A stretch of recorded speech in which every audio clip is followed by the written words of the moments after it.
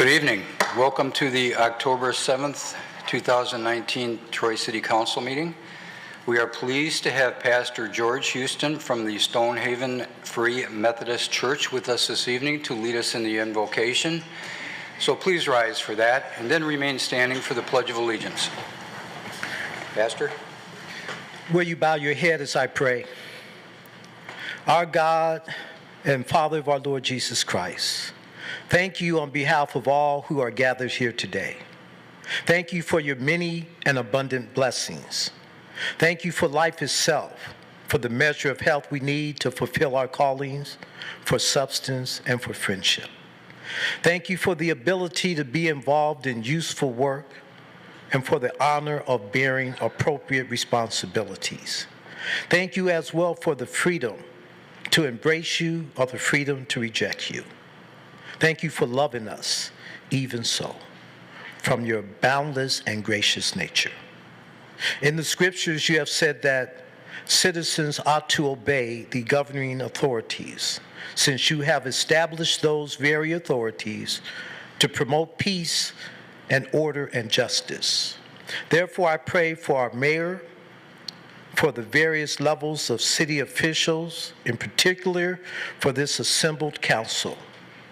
I'm asking that you would graciously grant them wisdom to govern amid the conflicting interests and issues of our times, a sense of the welfare and true needs of our people, a keen thirst for justice and rightness, confidence in what is good and fitting, the ability to work together in harmony even when there's honest disagreement, and personal peace in their lives and joy in their tasks.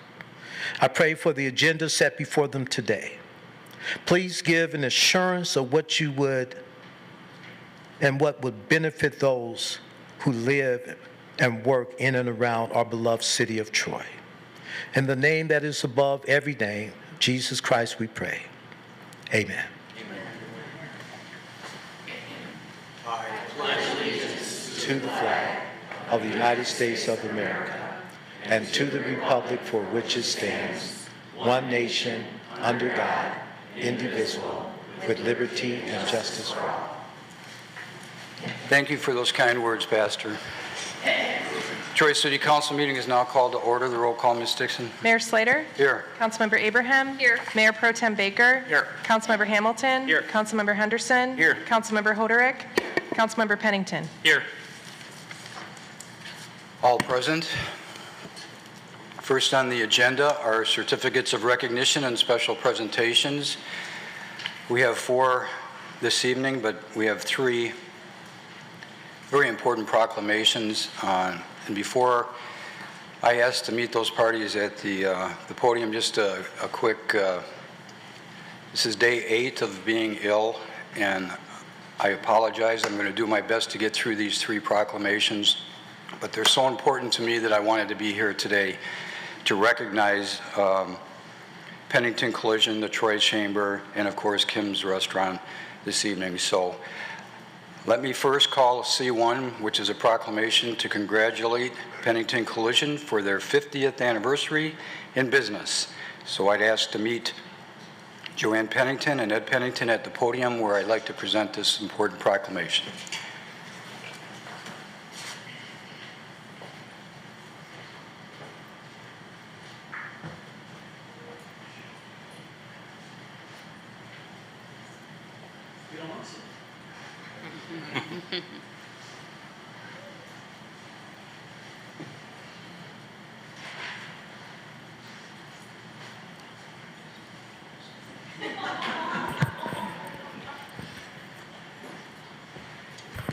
Well, it certainly is my honor as the mayor of Troy to present this proclamation to celebrate Pennington Collision 50 years in business, 1968 to 2018.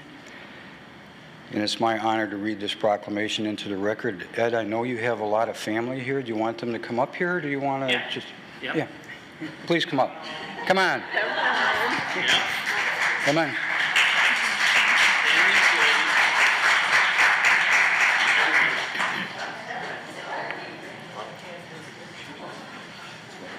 I get in the back. How you doing? Back here. Come on back behind.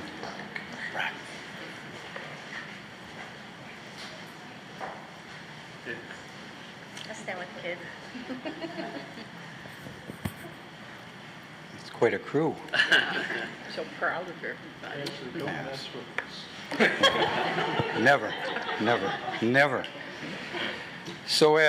Whereas Pennington Collision began in the garage of Jerry Pennington, a determined man who had a passion for cars. He began by fixing primarily Corvettes and custom work, but later introduced the show car line in custom vehicles. In 1968, he opened the doors to Pennington Collision to make his work more professionally known. And whereas in 1972, Jerry took his custom car, the Scorpion, to Detroit's Autorama. It was there he won the coveted Riddler Award for his outstanding imagination and vision. The Scorpion went on to win the International Championship for 1971, 1972, and whereas in 1973, he built the Devilfish, which also won the Riddler Award and International Championship. In 1973, Jerry built a car for John Long of Atlanta, Georgia. His latest custom creation was called the Atlanta Phoenix, which became the 1973-1974 International Champion. This made Jerry the first builder to win 2 Riddler Awards and the only builder to ever win 3 consecutive ICAS national championships. So I think it tells you a lot of the passion of Jerry and what he brought. So whereas Joanne Pennington was instrumental in helping Jerry win all of these awards, a category called Best Crew awarded points on which team had the best looking, extravagant outfits to match the custom cars. Joanne spent days sewing these matching uniforms that always took first place in that category. And whereas ICAS named Jerry Pennington Builder of the Decade from 1970 to 1980. In 1978, Jerry's 16-year-old son, Ed, started working for his dad. Ed grew up fixing Corvettes and painting smaller jobs, following in his father's footsteps, and in 1982 began managing the family business. Since Jerry's passion in 1990, Ed continues to run the legacy of Pennington Collision with, of course, his wife Phyllis, children Carissa, and Kyle. Where's Kyle? Kyle. And whereas Pennington Collision continues to deliver the finest quality auto repair service that can be anywhere, not just Troy. When you get your car or truck repaired by them, you get top auto repair technology with first-class services at a great price. Pennington Collision offers nothing less than excellent quality of work and service. And whereas Pennington Collision is a full-service, import and domestic car and light truck vehicle repair shop, all repair work is done in-house by loyal and experienced technicians specializing in all types of repair jobs, big or small, handling all cars, vans, standard pickups, and most light-duty work trucks. That's right. So now, therefore, be it resolved that the Mayor and the City Council of the City of Troy hereby congratulate Pennington Collision on their 50th anniversary in business. And be it further resolved that the Mayor and City Council and City Management join the citizens of this community in celebration of the 50th anniversary of Pennington Collision, and of course look forward to it being part of Troy for many years to come, offering excellent customer service and providing quality auto repair services to the City of Troy and beyond. This is presented this 7th day of October, 2019 is signed by myself, all members of City Council. Congratulations to Pennington Collision. Thank you so much for what you've done for our community, Joanne, and your family. We wouldn't be here today if it wasn't for Pennington. Thank you so much. Congratulations. Thank you.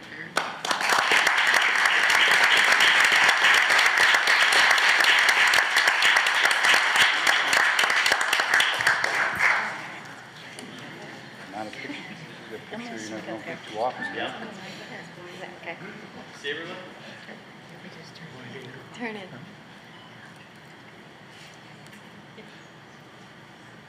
We're going to say cheese.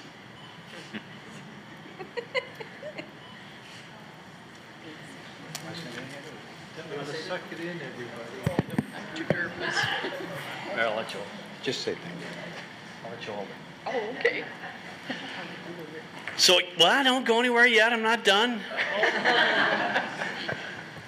So it's not just about me, obviously. It's about my family. We couldn't do what we do at Pennington Collision without our great workers and our family. And all the family has worked at Pennington Collision over the years. Cindy worked at the shop when she was in high school or just out of high school.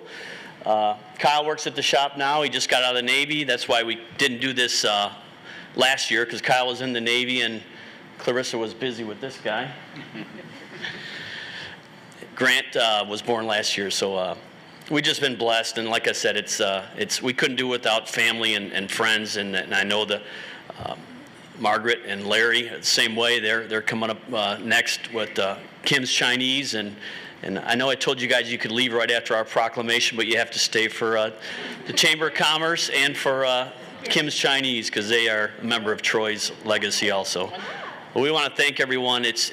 We couldn't do it without our customers, and like I said, my family, my employees. It's all about what they've done for me. Thank you.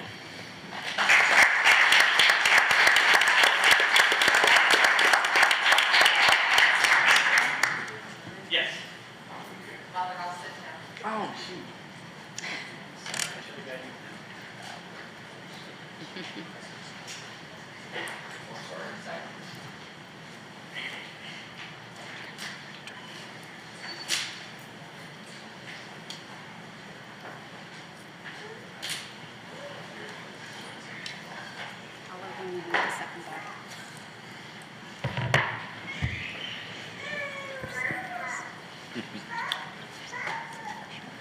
Okay, next on the agenda, C2, is a proclamation to celebrate the Troy Chamber's 60th anniversary. And I'd like to ask Chamber President Tara Tomzik to come forward. I'd like to present this proclamation.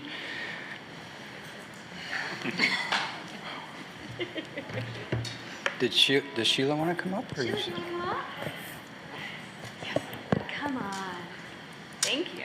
Yes.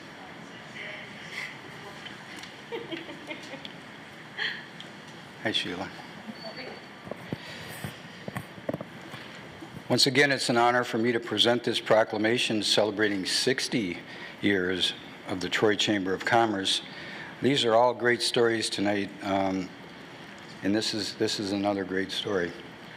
Whereas growing from 5 original members in 1959 to more than 660 in 2019, the Troy Chamber has worked diligently to strengthen the business community. The business market has shifted from one of agriculture to technology, trading cornfields for corporations. Isn't that true? There were fewer than 100 Troy businesses when the Troy Chamber incorporated, and the residential population was about 13,000 in 1959. And whereas the Troy Chamber founder, Ed Rusin, opened Troy National Bank at the corner of Maple and Livernois in the early 1960s, and it was housed in a former gas station. He was largely responsible for the tremendous expansion of Troy. When he first came to Troy in 1963, the city didn't have any sewers. It didn't have a good tax base and had no way of determining what possible success was here. Ed realized that industry had to be the first bank customer since they were the ones with the large deposits. Makes sense. And whereas Ed Rusin, Troy Chamber founder and president from 1964 to 1967, felt that the bank had to build its own customers as well as to help to build a tax base for the city. An Industrial and Commercial Development Committee of the City of Troy was created, acting as a liaison between the Planning Commission and the City Commission. And whereas the Troy Chamber membership doubled from 1965, during 1965, seeing a 100% increase in membership with the addition of 28 new businesses. Eileen Turner became the first executive director of the Troy Chamber in 1967 and served until 1986. During Elaine's service to the Troy Chamber, the first Troy Chamber of Commerce golf outing was held June 27, 1968, at Sylvan Glen Golf Course. And Kmart moved its headquarters to Troy in 1972. And whereas Gayla Hauser was the Troy Chamber president from 1987 to 2001, during her service, the Wall Street Journal featured Troy as the #3 boom town in the 1990s. Michelle Hodges was the Troy Chamber president from 2001 to 2013. During her tenure, the Chamber developed the nonprofit network and key partnerships with diverse chambers in Oakland County. And whereas Ara Tapuzian was the Troy Chamber President CEO from 2013 to 2019, during his service, the Chamber rebranded and launched the current company brand. The first Inside Corporate Troy episode went live on CMN TV and the Troy's Chamber's own YouTube channel. Restructured and developed the business development groups and implemented economic development themed events and programs. So whereas the Chamber hired and welcomed Tara Tomzik, is it Huzek? Huzek. I always call you. It's whatever you want to call it. Okay. Of course, she was hired in August of 2019 as the newest Chamber President and CEO, who will take the Troy Chamber into its next decade, focusing on education and communication among the Troy business community. So now, therefore, be it resolved that the Troy City Council does hereby congratulate the Troy Chamber of Commerce on its 60th anniversary and recognizes its impact upon the entire community. And be it further resolved that the City Council joins the citizens of this community in appreciation and celebration of the Troy Chamber of Commerce's 60th anniversary as they enter into the future with dedication to the business community. Once again, it's presented on the 7th day of October 2019, signed by myself, all members of City Council. Congratulations to the Chamber, and of course, thanks to the Chamber for all you do for our city and our community. Thank you so much. Thank you. Congratulations.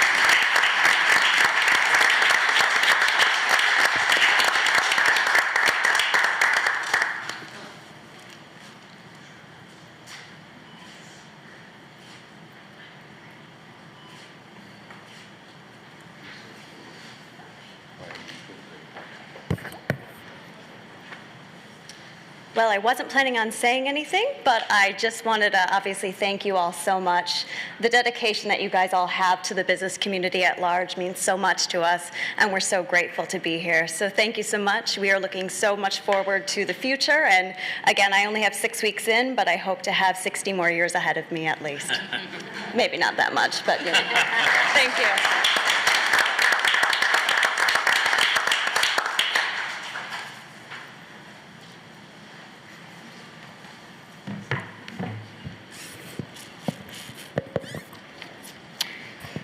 What a great night to celebrate our history. And C3 is a proclamation to congratulate Kim's Restaurant owners on 45 years serving the Troy community. And I'd ask owner Margaret Yee to come forward while I present this important proclamation. Margaret, so glad to see you.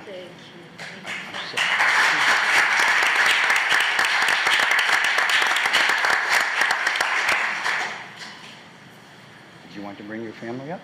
Sure.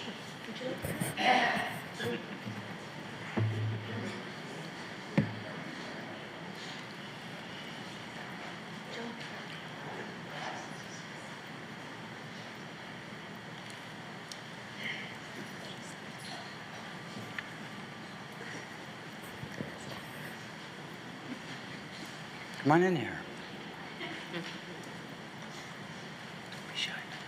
How are you? Mr. Mayor, you feel all right? I'm going to make it. Well, once again, I have the honor of presenting a proclamation in recognition of Kim's Chinese Restaurant to the owners Kenneth, Larry, Margaret, and Kimberly Yee for 45 years in the city of Troy. This is a great story. Thank you. Let me begin. Whereas Kenneth, Larry, Margaret, and Kimberly Yee's grandfather migrated to the U.S. in the early 1900s, traveled the country, and settled in Detroit learning the restaurant business. He opened the first family business in 1950 in Detroit, and the family moved the restaurant to Troy at the southeast corner of Long Lake and Livernois on December 31st, 1974. Wow, New Year's Eve. And whereas Margaret oversees the front of the restaurant, Brother Larry runs the kitchen, Brother Kenneth handles all of the carryout, which is probably the busiest of the business, and Sister Kim takes care of the books. All of the Yee children had careers before they came back together to help their mother, is it Yoi? Yoi Lee, run the restaurant after their father's death. And whereas the Yee family said their father and grandfather taught their family to appreciate the democracy in this country and to always give back, especially to the community that supports you. For decades, the Yee family's community service has always been to support the local nonprofit organizations and the Troy School District by donating gift certificates to each and every group asking to help their fundraisers. And I know that is true for all of these years. And whereas Kim's Restaurant has also been a gathering place for community groups needing a location to meet over lunch or dinner. Over the years, they hosted summer car shows and were always present at the annual Boys and Girls Club, Taste of Troy, with generous samples of their delicious and authentic Chinese food. Many volunteer organizations count on Kim's Restaurant and the Yee family, and they have always been there to help each and every nonprofit group, and of course the Troy School District as well. They considered it an honor to be able to support and give back to the community which has supported them for so many years. And whereas hundreds of people have posted their memories on Kim's Facebook page with remembrances of Margaret's generosity, which are legend. Margaret never once turned down a nonprofit asking for a fundraiser donation, not once. Even after they closed the door of Kim's Restaurant on August 31st, the Yee family cooked up meals to feed over 650 homeless men, women, and children at the Baldwin Center in Pontiac.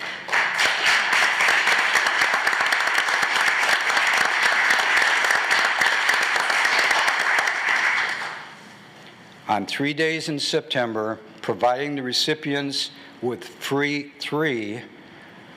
very delicious meals. And I think these were probably the only meals that they ate of this quality in quite some time. So now therefore be it resolved that the Troy City Council extends special recognition to the wonderful Yee family, Kenneth, Larry, Margaret, and Kimberly, and their hardworking staff at Kim's Chinese Restaurant for their tireless service and dedication to our community. And be it further resolved that the Troy City Council and all of Troy residents congratulate the Yee family and Kim's Chinese Restaurant for being in the city of Troy for 45 years, providing great food and community support. And of course, we wish them continued success in all future endeavors as they enjoy their most deserved retirement. Presented this 7th day of October, Margaret, 2019, once again signed by myself, all members of council. Thank you so much for what you've done for our community. We can't thank you enough. Congratulations. Thank you very much. Thank you. Thank you.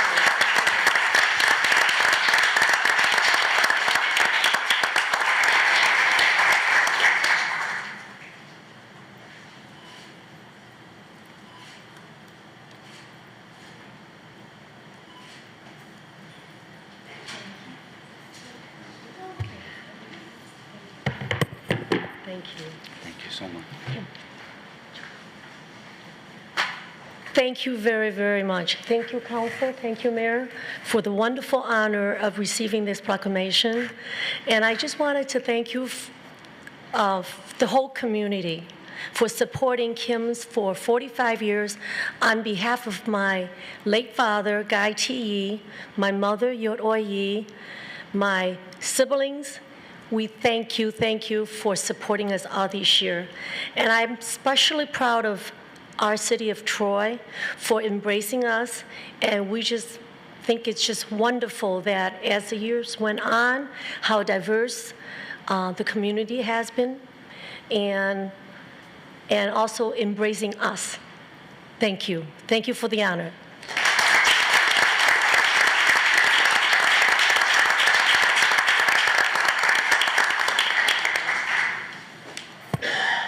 Thank you so much. We're going to take a 5-minute break while we allow the families to just gather and probably want to talk to each other and meet out in the hallway. So let's take 5 minutes. We'll be back in 5. Thank you.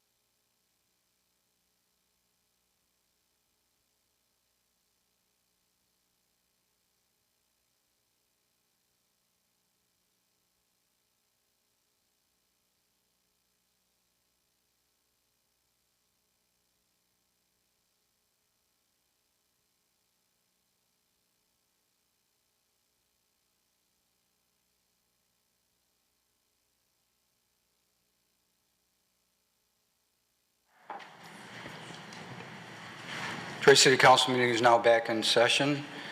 Next on the agenda, C4, is the Parks and Recreation Plan update. And I'll ask Ashley Levin, Project Manager, to come forward with that update. Good evening. Good evening. So tonight I'm going to give you a progress update on the Parks and Recreation Master Plan.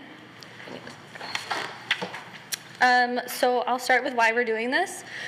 Excuse me. So for the 2019 strategies, number 7 was to update the Parks and Rec Master Plan and incorporate the Green Space Subcommittee recommendations to protect and invest in the city's parks. So for a quick refresher, Carlisle and Wortman, our planning consultant, has been hired to complete the plan for us. So basically the plan will create a vision and then provide a framework for us to carry out that vision for the Parks and Rec system. So that plan will provide us with a couple things: a community description, administrative structure, goals and objectives, an inventory of our parks, natural areas, and recreational facilities, a description of our planning process, and then an action program. So over the last couple months, city staff has been focusing on the public engagement aspect of the plan. So we had an online survey that was available from July 8th to September 9th. And through that online survey, we obtained 734 online responses. Additionally, staff went out to the community. We went to the farmers market, we went to the concerts at Bowen Park, and we just asked residents what they thought of the Parks and Rec programming, what they want to see, what we can do better. So we were able to obtain 231 additional responses for a total of 965 responses. So we were able, that's a really good response rate. So we have a lot of good information to work with for the upcoming plan. So one of the first things we asked in the survey was what's important. So overwhelmingly, maintenance is important at 98%, followed by maintaining our existing programming, developing new programming, developing a community-wide trail system, which I will come back to, and acquisition of new land for parks.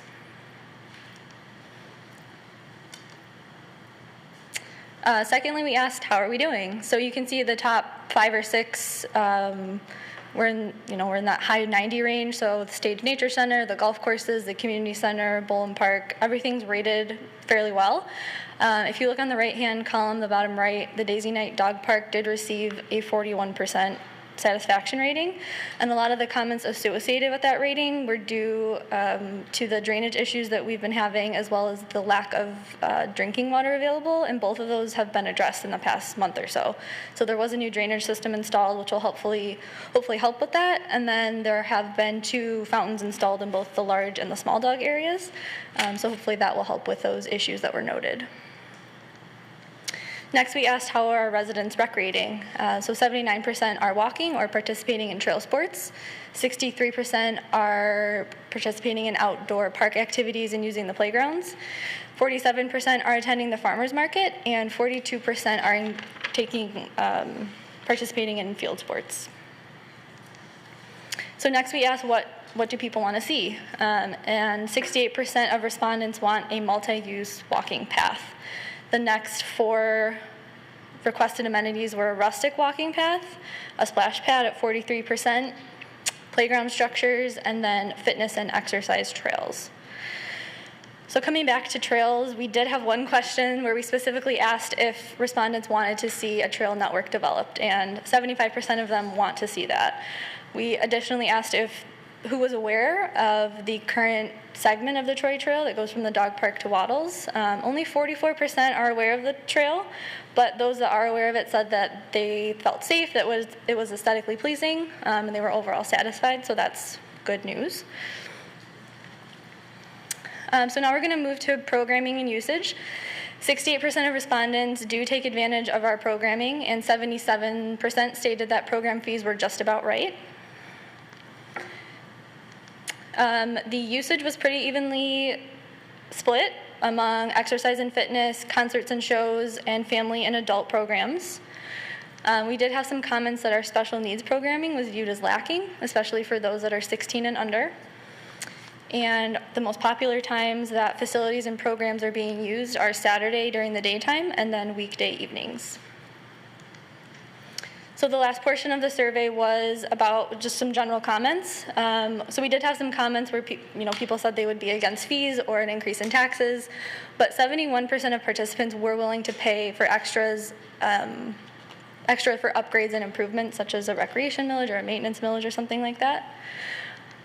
And then other frequently mentioned topics were splash pads, pickleball, dog park issues, handball courts. So these other topics will be vetted through the process and then incorporated into the master plan once we move through this process. So our next steps for the plan. So our survey was concluded in September. Currently, Carlisle Wortman is developing the master plan, taking all of this survey material, incorporating into the plan. In November, hopefully, we will present the plan to the Parks and Recreation Advisory Board, get some feedback from them, have a public review period in December. And then in January, hopefully at the first meeting, we'll bring the completed plan to council for review and adoption, and then we can submit that plan to the DNR. That's it. Thank you. Any questions from council? Councilman Hamilton?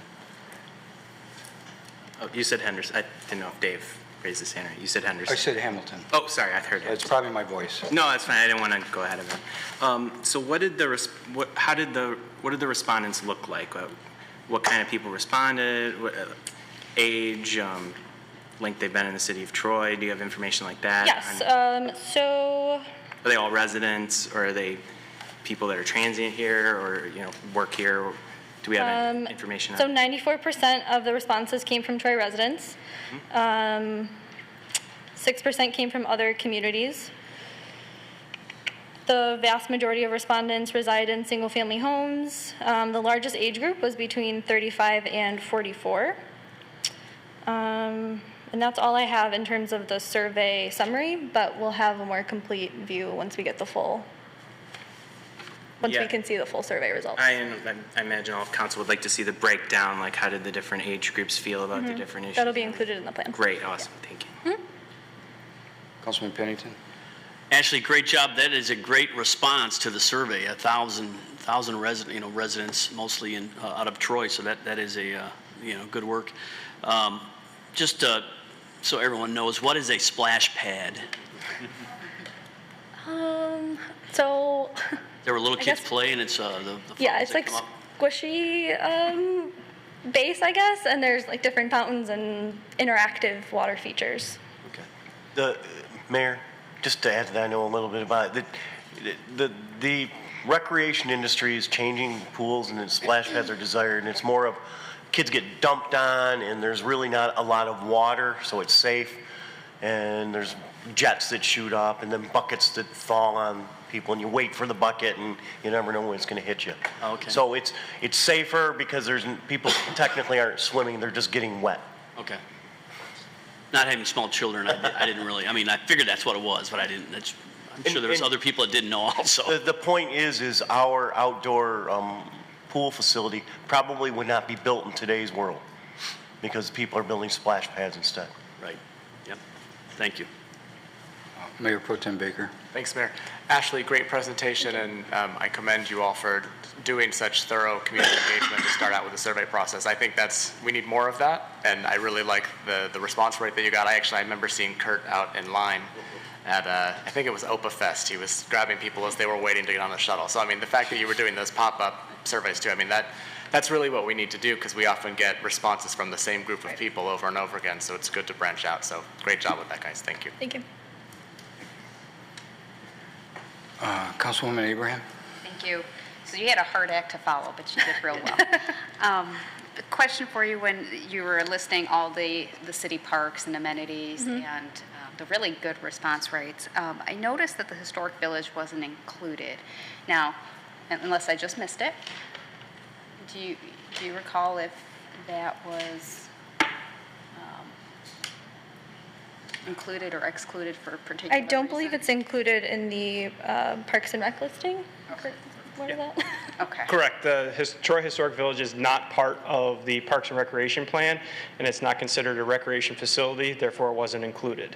But I know there was talk about including the Troy Historic Village in the Parks and Recreation Plan, so it offers some sort of protection against selling it or meeting specific rules once it becomes part of the plan. Okay, very good. Thank you. Councilman Henderson? To follow up on that, nature trail, nature center is the same? That was included. That was included? Yes. Okay, one of the questions I have is regarding the master plan submitted to DNR, the last step. And is that specific to the trails and pathways or purchasing of pocket parks? I know that's been kind of bad around. Why does the DNR have to get involved in the master plan, if you could explain that? So I believe, correct me if I'm wrong, the plan is submitted to the DNR, and then once it's submitted and approved, that opens up grant opportunities for us. And so then we have an approved plan on the books. That is correct for both infrastructure and the potential to purchase property, as long as it meets certain standards and criteria. City Attorney Bloom, did you want to add? Yeah, just it's a procedural requirement for a approval of a parks master plan, so that's part of it. Okay, thank you. Thank you. Well done. Thank you. Thank you. There are no public hearings this evening, so we will move to public comment for items on the agenda from Troy residents and businesses. Aaron Green, Troy resident, wishes to speak on N1. Evening. Good evening, Mayor. Thank you very much, and thank you for bringing this referral, Mayor Pro Tem Baker. This has been a long time coming, and I know it's been a bit contentious to get it up here. I am still confused as to why, but I'm glad it is happening.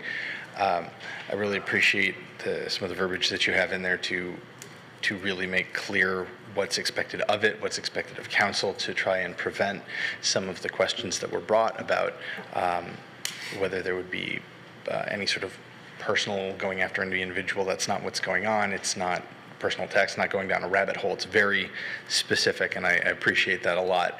I'm looking forward to seeing the results of that and making sure that things get implemented. As I mentioned last time, I singled somebody out just as an example of low-hanging fruit, easy things to correct. And just in this last week, you, Mayor, used as far as I can tell, used the public Facebook account of the office of the mayor to endorse one of the gentlemen sitting in front of you for council. And I don't know what possessed you to do that. I saw it, commented on it, and noticed that it vanished fairly quickly. But that sort of thing, that is exactly what I'm looking to eliminate, that idea that that's in any way an acceptable use of resources. Another one of you up there, Councilman Henderson, you basically said that, it just happens, you end up taking money from developers just throughout the course of time. That doesn't strike me as necessarily true. Other people have stated that that's not a thing. In the charter, as it says, in the ethics code, it specifies that it's the appearance or potential interpretation, essentially, of wrongdoing. It's not necessarily that anything has been done. It is making sure that you are above reproach. And the easy way to do that is to stay above reproach.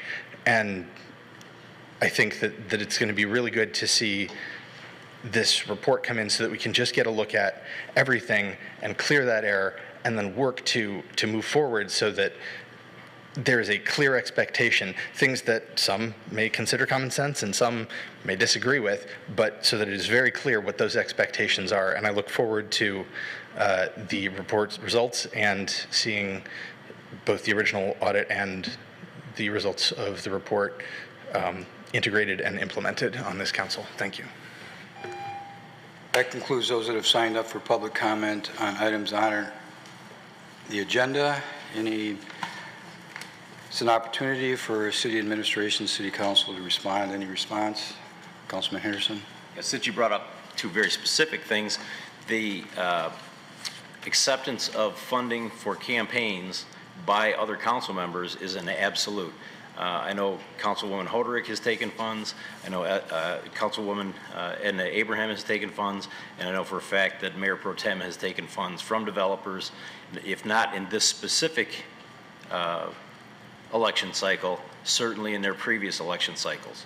So for them to take the high ground now is very, very interesting to actually return a check from a developer this time, but not 2 years ago or 4 years ago, is a little disingenuous. It happens. These developers, a lot of them are Troy residents, and they have every bit as much right to give to anybody's campaign, and they have for their own reasons. The other thing about the mayor's Facebook posting and endorsement, every other council member up here has endorsed somebody on their Facebook pages for their positions. And although I understand the mayor's is a little bit different because somebody at city handles some of his postings for him, that particular post was done by himself. So was it a gray area? Yes, we talked about that, and it was removed shortly after. But that is something that each and every council person here has done, endorsed another council member for whatever position this election cycle. So thank you, so we can clear the air. Councilwoman Abraham? Thank you. In the spirit of clearing the air, I've not used my city council Facebook page to endorse anyone. If there has been any endorsement, it's been from my campaign Facebook page, so I just want to make that clear. In regards to donations, in 2015, I actually did get donations from Troy residents who were developers. Of those, I believe it was 3 developers, 2 never had a project come before council, and the third one that did, I voted no on. So I've demonstrated that I can vote no on things that have been brought before me from someone who's donated to me. As a sitting council member, I feel very strongly that I cannot have the appearance of any sort of pre-commitment. So yes, that makes it a little bit more difficult for me in terms of fundraising, but that is my prerogative to go about my business that way. But I wanted to be clear on that point. Thank you. Mayor Pro Tem Baker. Thank you, Mayor, and I'm sure the city attorney is sitting on pins and needles as we discuss campaign issues, but I'm not going to go into specifics on that other than to say, you know, campaign finance reports are public documents. You can certainly look back and see where funds came from. At this point in time, we've had a lot of development issues in our city, and it's changed dramatically this year. So it's not disingenuous to decide that it's best not to accept funds from a developer this cycle. I think it's actually the right thing for our city and does a lot to heal the community and to work forward and move forward in a positive way with a resident-focused attitude. Yeah, the Facebook page, I'm not going to get into that. I don't have a public city Facebook page, so I understand that there were some issues there. It is what it is. I don't think we need to get hung up on some of these things. We can move forward, but you know, to your point, it's about the appearance of conflicts of interest. It's not about actually whether or not they are. So those issues have come up. We need to be prepared to address them as council members, and I'm fully prepared to at any time. Thank you. Any other comments? Councilman Henderson? Yep, and I have taken funds in the past from, and I won't specify the individual's name, but in fact, he had a project come in front of us. It was a road paving at his house, and I explained this at the League of Women Voters. And if he would have had that road paved, then I would have gained financially because I had his house listed at the time and would have gained financially. Instead, I recused myself, I lost the listing, and it was about a little over $1 million listing. So I have paid financially for being in this position. And you can make decisions, you can make appropriate decisions, even by gaining funding from anybody in the city. And if you don't trust yourself to make those appropriate decisions, then yes, the right decision would be to give the money back. If you think that you can make the appropriate decisions, then you take the money and you make the appropriate decisions as those decisions come before you. Mayor Pro Tem Baker. Thanks again, Mayor. It's not about trusting myself. It's about doing what's right for the community and putting forward a good, clear, clean, transparent, ethical face for our community, because that is what's been lacking. And that's why I did it. I could certainly take campaign contributions from people and trust myself to make the right decision. I've done that for the past 4 years. There have been developers in the city who've contributed to previous campaigns, But the reality is, perhaps they didn't. I'm not accepting funds from this campaign, and they probably don't want to give them to me because I've called them on some of their issues in this city and haven't supported them carte blanche. So that's probably the issue. I understand it. Of course, I trust myself to make good decisions. We all up here do. We're here for a reason. But to say anything more than that just isn't true. Is that it? Okay. There are no postponed items this evening. We will move to regular business. I-1 is board and committee appointments. There are no mayoral appointments or city council appointments. I-2 are board and committee nominations. I'm not going to make any nominations this evening. Any city council? So we will move to I-3. There is no request for closed session this evening, which takes us to the consent agenda. Anyone wish to pull a consent agenda item this evening? Councilman Henderson? I'd like to pull J9, A, B, and C. Any other?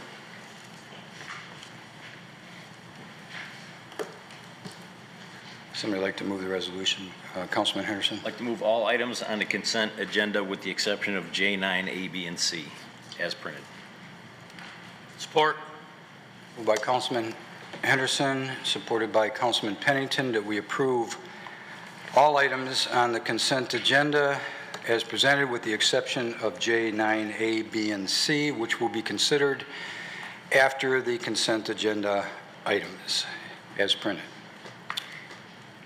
Councilman Henderson, did you want to talk about J9 or should we vote on that first? Vote on them first. Any discussion on the other items? The vote, Ms. Dixon?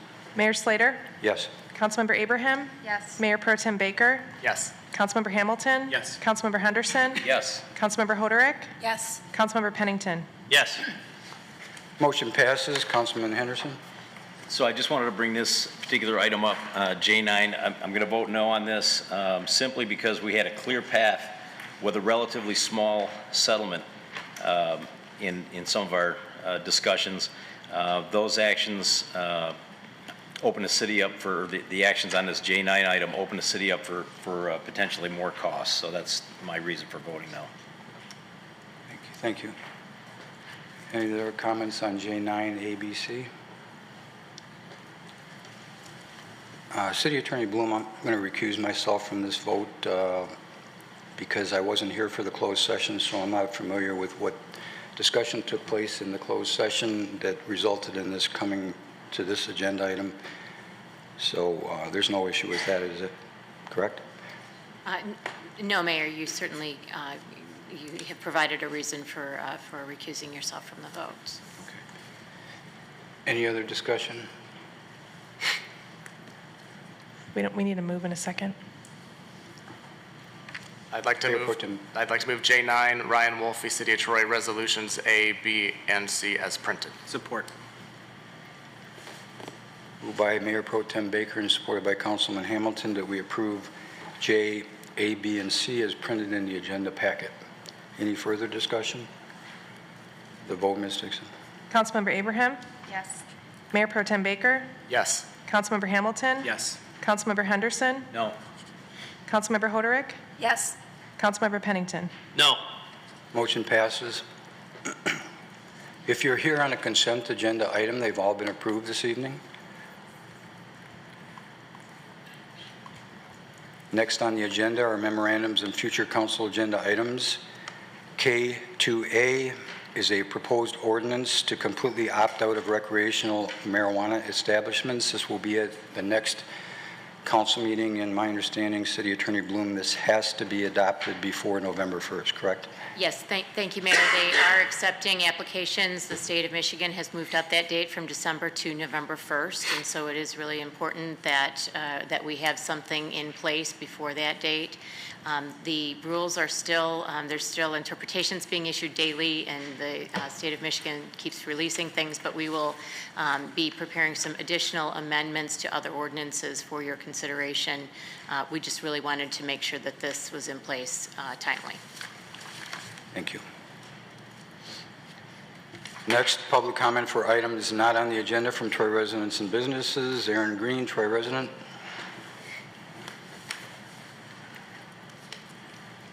Thank you again, Mayor and Council.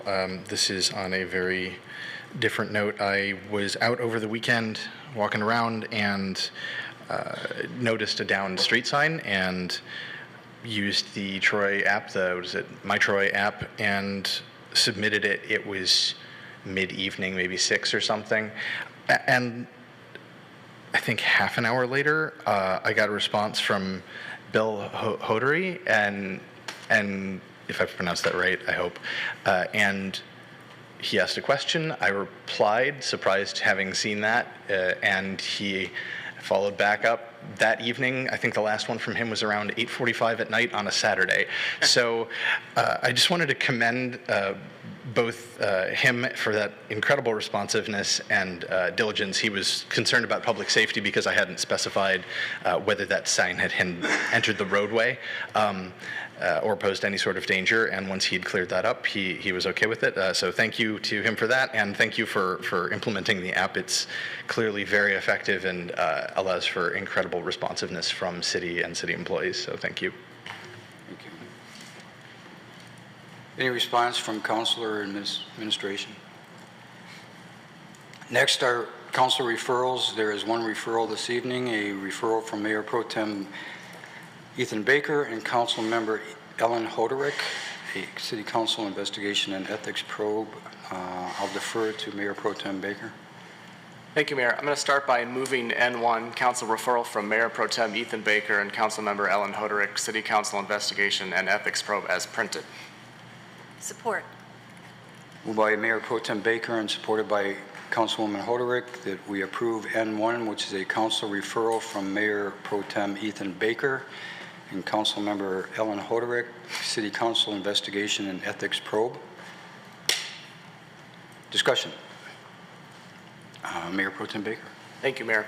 As Mr. Green said earlier, this is a long time coming. In a sense, we have been talking about it for a couple of months at this point, and I've personally gone through some roller coasters of trying to get a grasp of what would be best for the city to move forward at this point, how to do it. Councilmember Hoderick spoke at the last meeting about some of her thoughts and utilizing Plant Moran potentially as a continuation of where we were. We talked a little bit about this and submitted this referral. I've said many times, we've said a lot, or there's been a lot of conversation up at this table about the need for this investigation. In fact, we approved a resolution back, my first resolution, unanimously it was approved, stating the needs and why the community needed this type of investigation to move forward in the best healthy and positive way. And I heard the concerns at a meeting from certain members of the council about potential cost, potential, I'm trying to think of the right word, but having the employees go through a lot more interviews again. They've been interviewed several times, more than anybody else. I have to take a second to thank our city employees, because they have certainly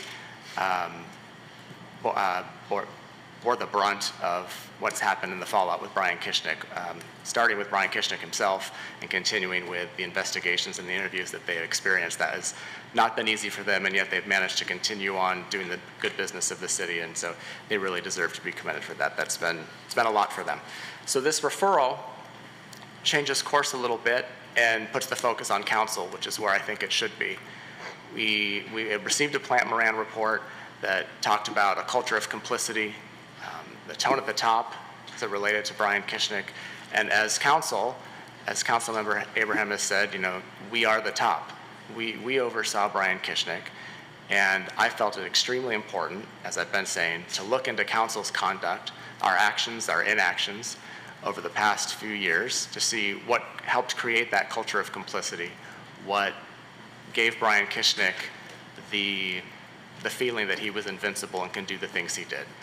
Some have said it was all Brian Kishnick. He was a bad man. He conned us. I understand that and I respect that, and that's certainly a part of it. There's no question that Brian Kishnick, who's in prison, played the biggest role in actually carrying out these issues. But the reports we've seen make it clear that there are council members and council as a whole that may have played a role. So this investigation, for again, lack of a better term, is to interview each of us on council and to give us the opportunity to answer a series of questions, which I'm sure Plant Moran will put together to flesh out and make the most sense. But as of the conduct relating to Brian Kishnick and how things happened, by reducing interviewing the employees again, I think that the costs are greatly reduced. I mean, 16 employees were interviewed by Plant Moran the first time. My belief is that if we're using Plant Moran again, they will be able to utilize their notes and their interviews from the first round to integrate them into anything that they come up with while interviewing us on council. Craig Lang interviewed employees. The FBI has interviewed, I'm assuming, I know that they've interviewed some employees, and I understand they've interviewed a couple of council members. Plant Moran has interviewed employees, but council as a whole has not been interviewed. We have not had the opportunity to be asked any questions regarding this experience or to share any experiences that we think maybe led to this culture of complicity. So I bring forward this resolution.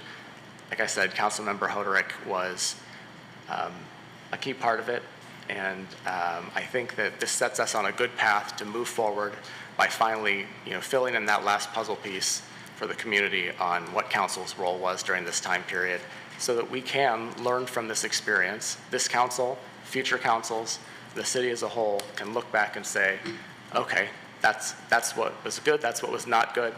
Let's carry that forward and let that be a lesson. So I think that we must do this, and by doing this, we will be able to move forward happily and in a good, positive manner. Councilwoman Hoderick, did you have anything to add? I just wanted to thank Mayor Pro Tem Baker for being willing to take into consideration the, frankly, painful discussion we had a couple meetings ago, and taking some time to reflect on the input and hear the concerns about not wanting to put the employees through this again. Check, this takes care of that. I think we build upon the work that Plant Moran had already done, and it's logical to follow through. There is dialogue, where people say, oh, just move on, let's just move on, and I'm sure staff would like us to just move on. They've been through the mill for several years here. And we will, and this will help us do it. I think there's a subtle difference between just moving on and moving forward. And I think this gives us a launch pad to capture our experiences. I own pieces of this myself. I'm not afraid to document it, not afraid to speak to it, and not afraid to acknowledge it. I think I owe that to the community and to staff and to fellow council members as well as future council members. It was an unprecedented time, and this is an unprecedented moment. This compromised approach is based on some professional experience I had working in investigations. It is a logical step when there's a surfacing sort of allegation or issue to just vet it, to further just flesh that out as a separate piece. So this will be the first time we shine the light on ourselves. I think you'll also maybe learn that we were doing our best to try to do a great job of oversight, but it was imperfect. And I think it's important to have an honest conversation about that with a neutral third-party expert who can document it appropriately and objectively. And that would be a deliverable to the community and to future councils that I hope will be invaluable. We can learn from this. We should learn from this. And I'm hoping this compromised approach to doing that will be agreeable to council. Thank you.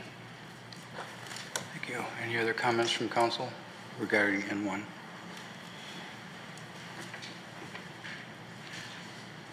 Councilman Henderson? Sure. Just a couple of questions about this. I know we've talked several times about an investigation. In fact, I think both of you,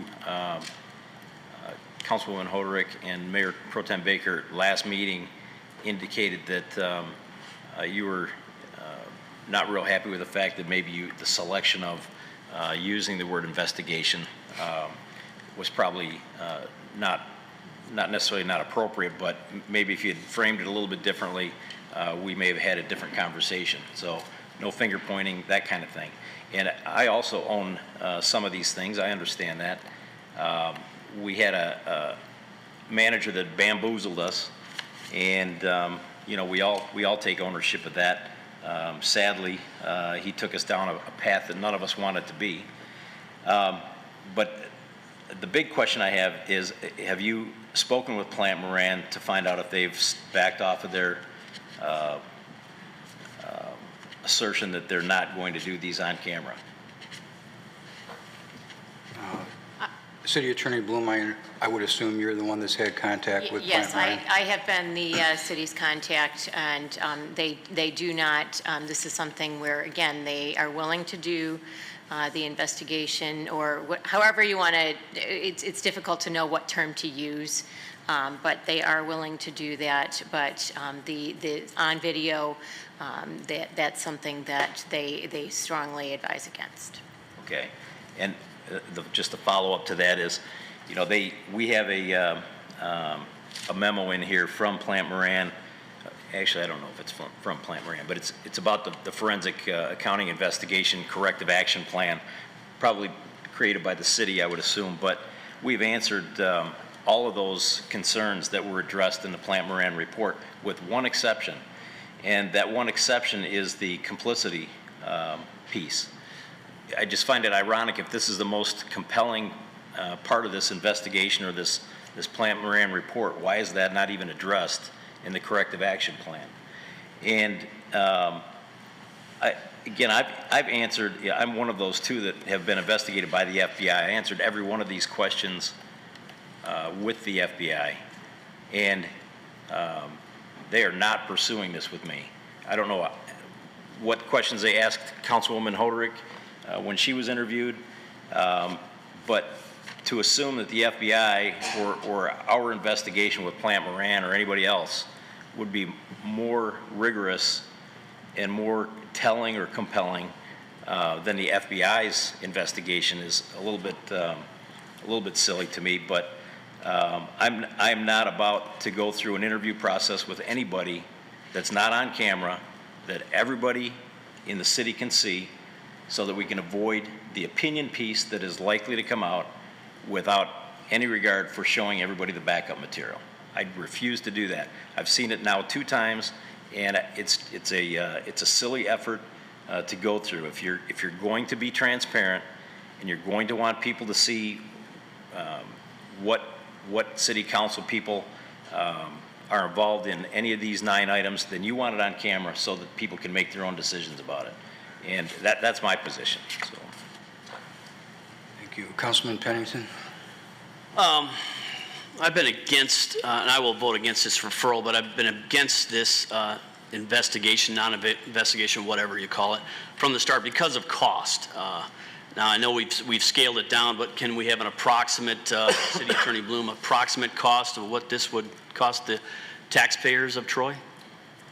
Plant Moran did say that they could do it for a similar amount as what Nancy Dembinski did, and that was a maximum of $30,000. So I'm not saying that it is $30,000. The not to exceed amount would be $30,000. So not to exceed $30,000. Okay. Yeah, like I said from the start, I'm not against. I'm against spending one dime on another investigation. There has been 3 investigations so far. I've talked to city employees.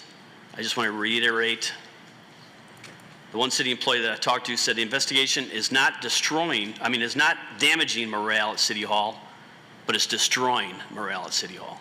So keep moving forward if you like, but I guess this may change things a little bit with just the city council, but I'm not in favor of spending one dime on this. Councilwoman Hoderick? Oh, I'm sorry, Councilwoman Abraham. No worries. Perhaps because I'm an engineer, I think of this in terms of failure modes. So whether we call this an investigation or we look at it as a failure mode analysis, this is something that happens at least in the automotive world when something unexpected has happened. You deep dive into what happened to understand what went wrong. If it were a matter as simple as a con man conning us, then we need to understand how we got conned, right? Where is the failure mode there? Because it's incumbent on us to make sure it never happens again. This is bigger than our council. It's a legacy that future councils will deal with. It's a teachable moment. We can make this right. We can be an example in the area, in the state, for how to handle a failure of oversight. To me, that's how I'm approaching this. I want to understand what went wrong, because I can't fix what I don't understand. And I know you've heard me say that multiple times, but this is a basic engineering principle in terms of problem solving. Find the root cause, fix the root cause. Delve in deep, not just skimming the surface. In terms of cost, what is the cost of good government? What is the cost of transparency? The flip side of that is what cost do you pay when you don't have that? And we know what happened. We know what costs we paid. We have a city manager that is in federal prison. We are still talking about this man a year and a half after we fired him. And we'll still be dealing with him even when he gets out of prison. This is the cost. The cost is trust and confidence in government. What price do you pay for that? In terms of corrective actions, I think city staff has done a marvelous job of acting quickly and decisively on the recommendations that Plant Moran had. But the culture of complicity is not something city staff can fix. That's on us. That's on the 7 of us here at the table. To me, this failure mode analysis needs to occur so we understand what that culture is and how it developed and how the council as a body or as individuals contributed to it. Unwittingly, I would think, but contributed nonetheless. We need to understand this so we can move forward and so that this never happens again and hopefully cannot happen in other neighboring communities because we can see how destructive this is. So I will be supportive of this, and frankly, even if I'm not sitting at the council table after November, I will still wholeheartedly participate in whatever interviews occur because this needs to get fixed. This is not about me. This is about making government good and trustworthy again. Thank you. Councilman Hamilton. Thank you, Mayor. To me, the difference between this and the FBI investigation is that the FBI investigation, we will probably never see the light of day of the questions that were asked and how that investigation went. And they're looking into federal crimes. And quite frankly, I don't think any council member here committed any federal crimes. It does not appear to me to be what happened. But I want to know what ethical issues arise, what, as Councilmember Abraham said, what things unwittingly we did that may have allowed this to happen so we can correct that in the future and make sure that doesn't happen again. So I will be supporting this.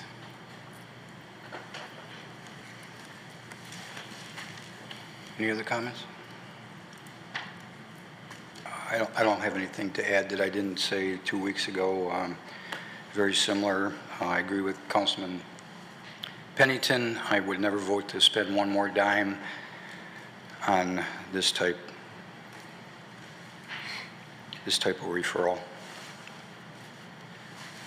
I had some things I was going to say. I had some things written down, but I'll just publish those in the next couple of days.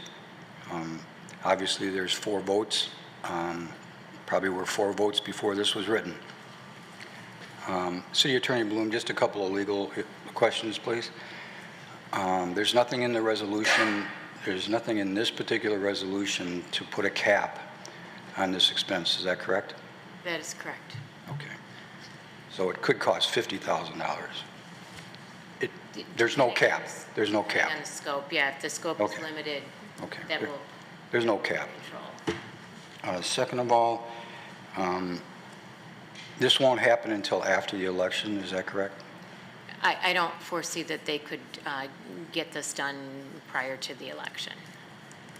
Okay. The vote, Ms. Dixon? Mayor Pro Tem Baker? Yes. Councilmember Hamilton? Yes. Councilmember Henderson? No. Councilmember Hoderick? Yes. Councilmember Pennington? No. Mayor Slater? No. Councilmember Abraham? Yes. Motion passes. Next on the agenda are council comments. Any comments from council? Councilman Hamilton? I just don't appreciate being accused of committing a crime of a Open Meetings Act violation, which is what the mayor just did, saying that he assumed there were 4 votes already ahead of this before we came to it. So I don't appreciate being accused of a crime when the only evidence is we voted one way. I thought that's the kind of stuff you guys talk against, is accusing people of stuff without evidence. So I don't appreciate that. Any comments from council? Mayor Pro Tem Baker? Thanks, Mayor. Actually, first is a question for the city attorney. Certainly, if we wanted to put a not to exceed amount on what we just passed, that could come up at a future meeting. And since it's not likely to start anytime, it's not starting immediately, there would be time to put something into place if we felt that was necessary. Yes, you could either revisit this motion or you could pass a separate resolution with a not to exceed amount. And I also just want to be clear that the $30,000 quote from the outside counsel was based on interviewing 16 employees again at roughly 3 hours per employee, as well as 7 of us at 3 hours. So there's substantially more hours of billable time in what that $30,000 estimate came into versus what this resolution has called for. Is that correct? I believe that is true. There is also a difference, though, with the hourly rate, too. So that does have to be taken into account. But yes, I do believe that it did anticipate interviewing employees. Okay, right. Any other council comments? Oh, one more. Okay. One more. It's not about that. So Sunday, Sunday, October 13th at Firefighters Park at 1 o'clock, the fire department is having a raffle. They've been raising funds for their firefighter memorial that's going to be built in Firefighters Park. And raffle tickets are $40, and they have some amazing prizes that you can win. I know that's a lot, sounds like a lot for a raffle ticket, but it's for an absolutely great cause. And I was supposed to bring my ticket and hold it up and show it, and I forgot it today. But there is still, there we go. Council, of course. There it is. That's what you get for $40. No, and what you really do get is you're giving to a great cause, regardless of any raffle. The firefighters have put together, I mean, they've been working very, very hard. I've seen them out in the community at multiple events trying to raise funds. But anyway, they've got this great raffle, and the tickets are $40, and you can buy them, I believe, at any fire station, and I think at City Hall you can also buy them.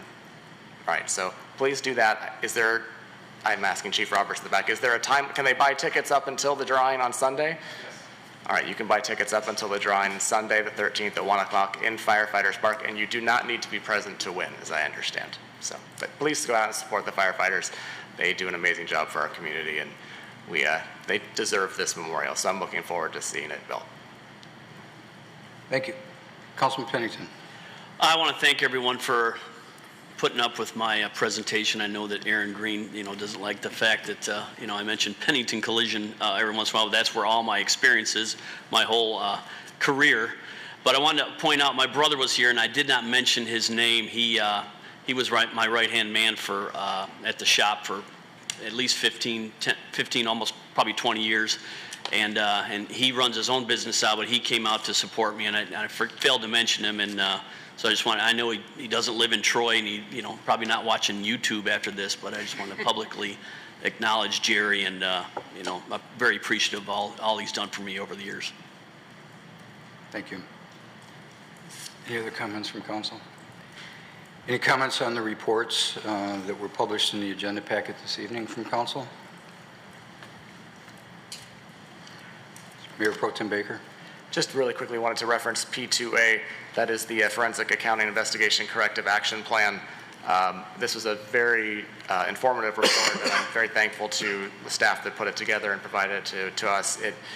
It really delves into what the Plant and Ram report, some of the issues in the Plant and Ram report, and gives firm, solid recommendations, and I think they're good ones. So thank you to all involved in that, and if you are interested in following, it's in the agenda packet tonight as P2A. Thank you. I see that no one has signed up for comments on items on or not on the agenda from members of the public outside of Troy. There is no closed session this evening. Thank you to the students who stayed after we signed your paperwork. You should be commended for that. Thank you all for coming. We are adjourned.